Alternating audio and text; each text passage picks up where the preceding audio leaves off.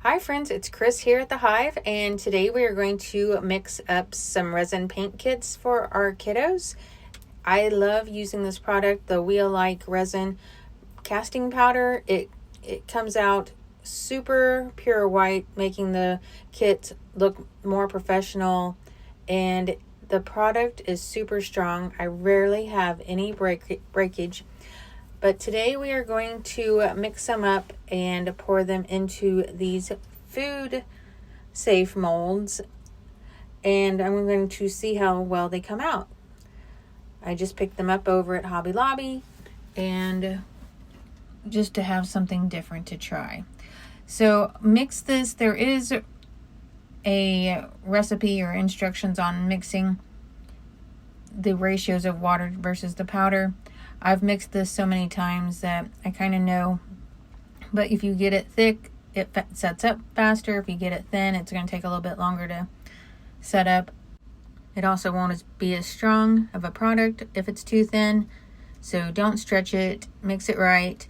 And make sure you get the lumps out. I rarely have any air bubbles using this product, but I also tap it, just like you saw me doing there, to help raise the air bubbles to the top. It's just kind of like baking a cake. So we'll pour these in, and then it's going to set for 30 minutes, and then we'll pop them out. I will link this product down below, but if you have any questions about it, have any troubles with it, just reach out, send me a question. Love to help you. I've used this product so many times. I just feel like it's a no-fail product. While you're watching me pour these, please go ahead, like, comment, share. It helps grow my channel. We're working on getting more and more information out there so you can be crafting at home, crafting along with us. Tell me, would you like to craft along with us and have live videos? So now I'll come back in about 30 minutes and we will pop these out. I meant to tell you, these molds from Hobby Lobby, they are food safe, but they're kind of flimsy. That's why I only poured 4 in the butterfly mold, because when I did the farm mold, not only were they pretty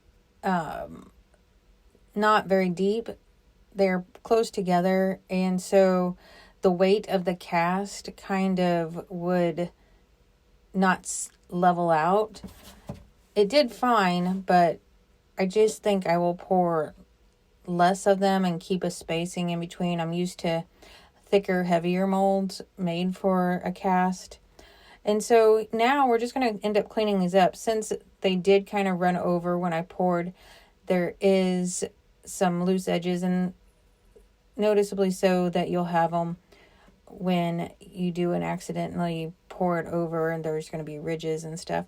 And we'll just clean them up. I have a little tool like you would use on greenware or ceramics, and they're hardened up, but you can tell that they're still wet. So I like to leave them sitting out for a day.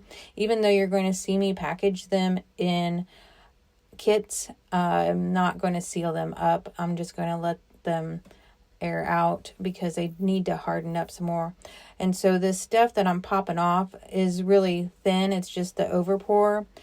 And then you'll notice that there is like a seam, just like in ceramics, running around the edge of it. And so we're going to clean that off and level out the backs a little bit with some sandpaper.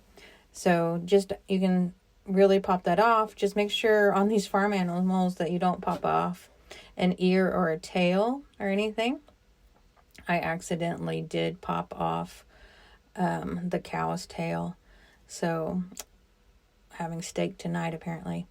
That chicken was so freaking cute.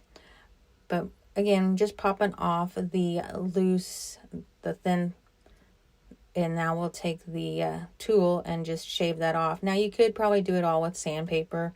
I just rather like carve it just to, I guess apparently have another step to do. I don't know. But we'll just clean these up a bit, and you'll want to do this as soon as you pop them out while they're still wet. Don't let them sit in your mold for a day or two, because then they're going to be super hard and you'll never be able to scrape this off, and you'll just be using sandpaper and a lot of it.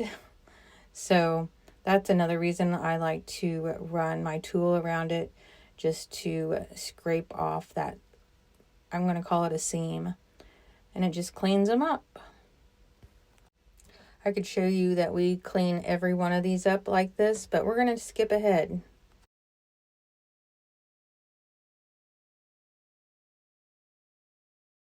Now I'm going to use the sandpaper and just kind of clean up the backs, make them a little bit more even, and then also go over the seams to give it a finished look.